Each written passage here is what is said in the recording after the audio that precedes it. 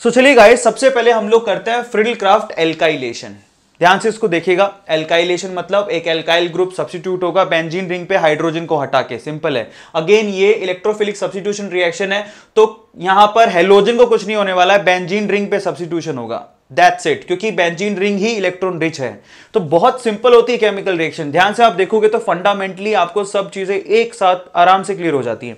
तो ध्यान से इसको देखिए। सपोज करते हैं हम यहां पे क्लोरोबेंजीन ले लेते हैं, तो मैं इस तरफ एक क्लोरोबेंजीन बना देता हूं। नाउ दिस इज क्लोरोबेंजीन, ठीक है। सो हमें पहले से पता है कि यहां पर जो क्लोरीन ग्रुप है बेसिकली वो ऐसा ग्रुप है जो कि प्लस आर इफेक्ट दिखाता है ना। इसका मतलब यहां पर कोई भी इलेक्ट्रोफाइल आएगा तो वो कहां पे अटैक करेगा, या तो वो ऑर्थो पोजीशन पे करेगा या फिर वो पैरा पोजीशन पे।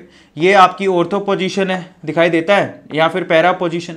तो देखिए फ्रिडल-क्राफ्ट एल्काइलेशन का मतलब क्या है, ध्यान से उसको देखिए। फ्रिडल-क्राफ्ट एल्काइलेशन में आप रिएक्शन देखिए किसकी करवाते हैं, हेलो एरीन्स की करवा रहे हैं, लेकिन किससे करवाते हैं, दैट इज इंपॉर्टेंट। तो यहां पर क्लोरोमीथेन, तो CH3Cl आपने लिया, लेकिन यहां पर AlCl3 का प्रेजेंस आपको रखना पड़ेगा, अदरवाइज तो इलेक्ट्रोफाइल तैयार होगा नहीं। ऐसा क्यों? क्योंकि ये लुईस एसिड है। अब ध्यान से इसको देखिए, मैं आपको एक्सप्लेन कर देता हूं।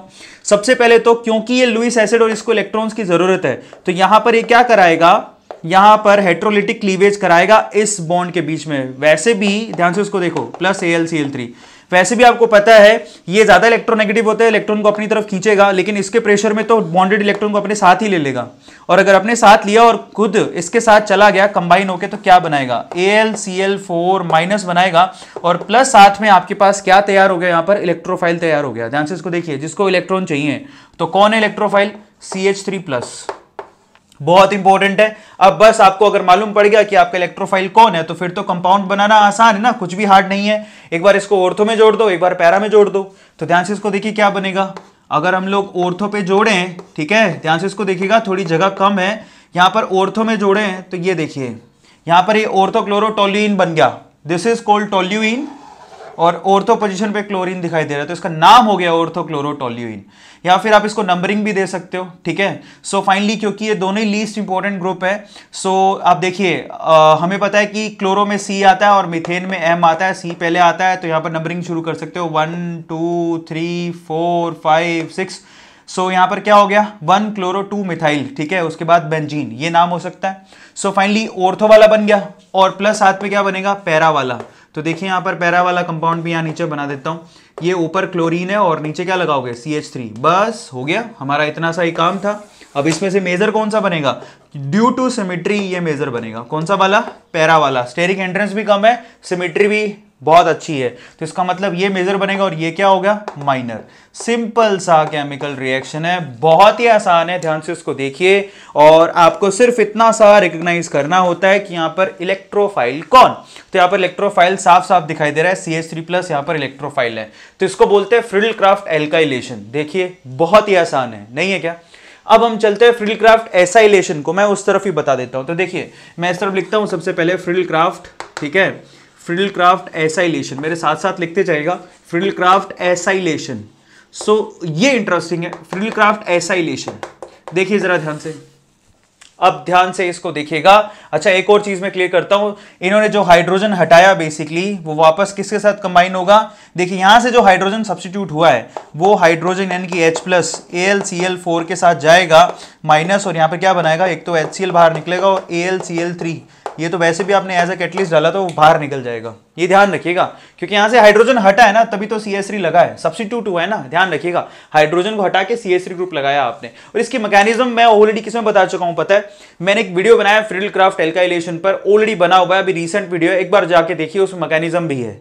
सो मैं चाहता हूं कि ये जो सेपरेट वीडियो बना रहा हूं उनको भी ध्यान से देखा जाए, तब मजा आएगा। हालांकि मैकेनिज्म यहां बताऊंगा, लेकिन दो बार बताने का सेंस क्या है, उसका मैं डिस्क्रिप्शन बॉक्स में लिंक दे देता हूं, मैकेनिज्म सेम ही है, कोई फर्क नहीं है, ठीक है। सो उसको देख लेना, या फिर एक बार चैनल को विजिट कर लो, आपको वो वीडियो मिल जाएगा। चलिए एसाइलेशन में देखिए क्या होगा। अगेन मैं यहां पर क्या ले रहा हूं, एक क्लोरोबेंजीन ले लेते हैं, ये देखिए बहुत आसान है, ज्यादा हार्ड नहीं है। अब एसाइलेशन अगर आपको करवाना है तो देखिए एसाइलेशन होगा CH3, ठीक है, एसाइल ग्रुप लेना पड़ेगा, COCl को एसाइल ग्रुप बोलते हैं, this is COCl acyl group, acylation इसी को बोलते हैं। पर ये भी किसकी प्रेजेंस में होगा, AlCl3 की प्रेजेंस में, तो अब आपको बताता हूं। देखिए अगेन सबसे पहले तो अपने CH3COCl, ठीक है, इसको एसाइल क्लोराइड कहते हैं, और प्लस साथ में AlCl3, क्योंकि ये लुईस एसिड है, इसको तो इलेक्ट्रॉन की जरूरत है, तो यहां पर क्या होगा, हेटेरोलिटिक क्लीवेज, ये दोनों इलेक्ट्रॉन लेगा और उसके साथ भाग जाएगा, उसको जाके डोनेट करेगा।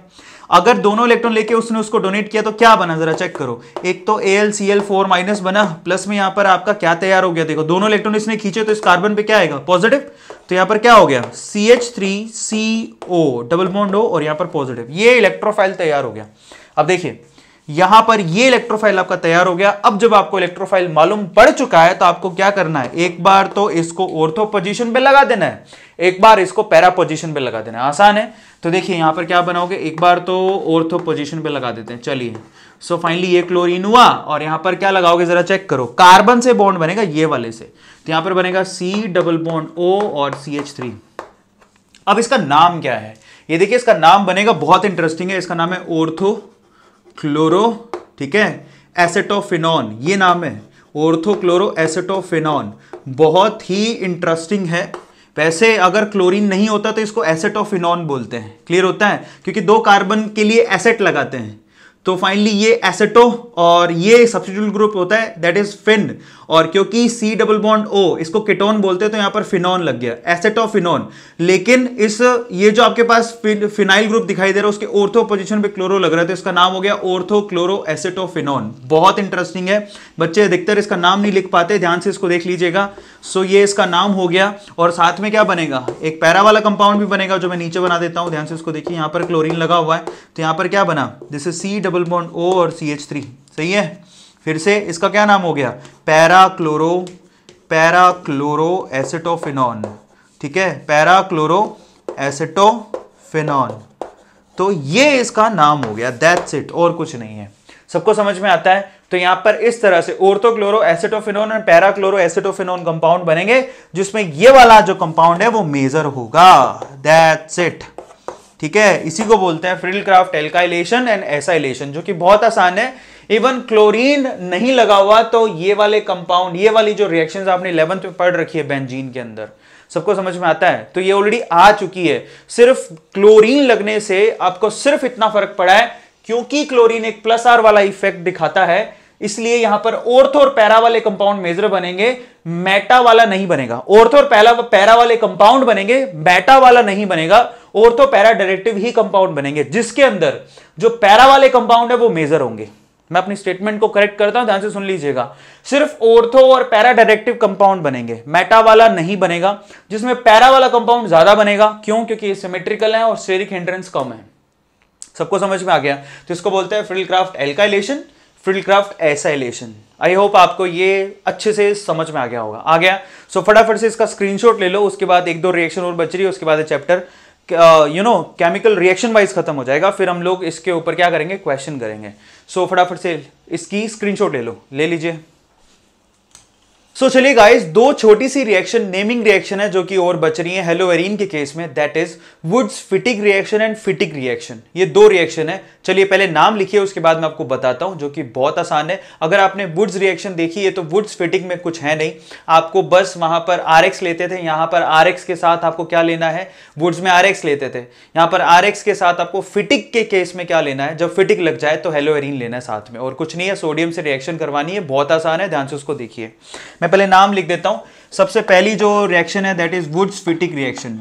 तो सबसे पहले तो वुड्स लिख दिया, वुड्स, उसके बाद फिटिक, ठीक है। So Fittig reaction, Wurtz Fittig reaction. तो देखिए यहां पर वुड्स रिएक्शन तो आप पहले ही पढ़ चुके हैं, जिसके अंदर आपको पता था कि आप क्या लगाते हो, RX, ये तो याद है ना आप लोगों को, तो RX लगा दिया। फिटिक रिएक्शन में बस एक्स्ट्रा आपको हेलोवेरिन, क्योंकि हम तो हेलोवेरिन के केस में पढ़ रहे हैं, तो यहां पर सीन कुछ ऐसा है कि आपको यहां पर हेलोवेरिन लेनी है। सपोज आपने यहां पर ये हेलोवेरिन, ठीक है, कोई भी ले लीजिए, ये हेलोजन लगा हुआ और ये एरोमेटिक रिंग हो गई, तो आपको कुछ नहीं करना, यहां पर आपको 2 सोडियम इस्तेमाल करने। इसकी रिएक्शन आपको किससे करवानी है, ये तो है ही, साथ ही साथ आपको इसकी रिएक्शन सोडियम के साथ करवानी है, तो आपको 2 सोडियम लेने पड़ेंगे।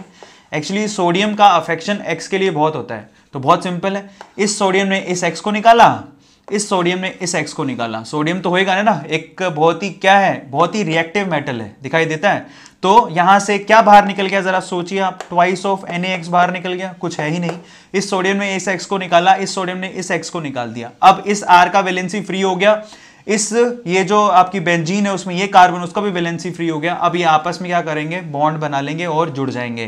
तो यहाँ पर सिंपल है, बेसिकली आपने क्या किया है, उसको मैं थोड़ा सा टेढ़ा करके बना देता हूँ। मतलब ये है, ये देखिए जरा ध्यान से, मतलब फिनाइल ग्रुप से आपने किसको जोड़ दिया, आर को।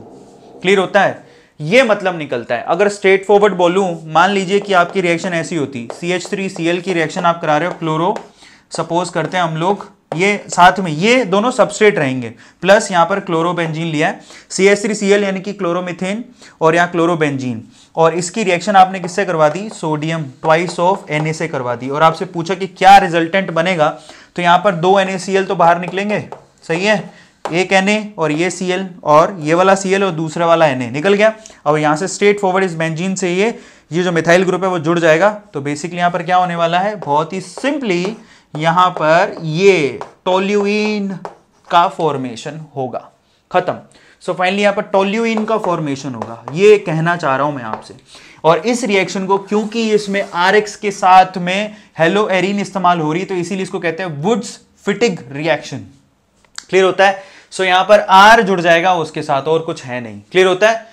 तो ये मतलब निकलता है। और इस पे भी मैं एक सेपरेट वीडियो वुड्स रिएक्शन और वुड्स फिटिक रिएक्शन पे ऑलरेडी बना चुका हूं। आप चैनल विजिट करोगे तो आपको सारे मिल जाएंगे। मैंने जितने भी नेमिंग रिएक्शन है ना, उस पे ऑलमोस्ट सभी नेमिंग रिएक्शन पे वीडियोस ऑलरेडी बना चुका हूं। फिर भी मैं सेपरेटली इसे करा रहा हूं, क्योंकि बहुत सारे बच्चों को मालूम नहीं है वो पीछे, क्योंकि मैं ऑलरेडी 600 के करीब वीडियोस बना चुका हूं, तो बहुत पीछे हैं वो वीडियोस। लेकिन जो चैनल विजिट करते हैं रेगुलरली उनको मिल जाएंगी। लेकिन फिर भी नहीं भी ढूंढ रहे हो तो आपके सामने है रिएक्शन।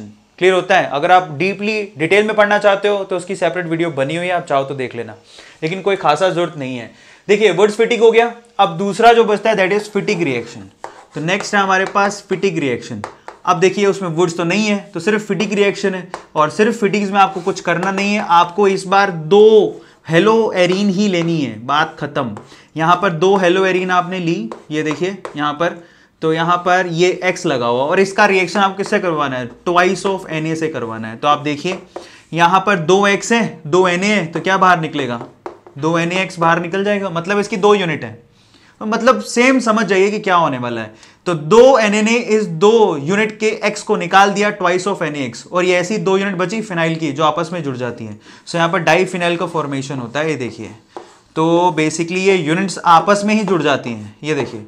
अब बहुत आसान है, कुछ हार्ड नहीं है, आपको समझने की बात है। डाइफिनाइल यहां पर फॉर्म हो गया, इसको डाइफिनाइल कहते हैं, ठीक है। सो बस ये आपका फिटिक रिएक्शन होता है। अब देखिए बहुत आसान है।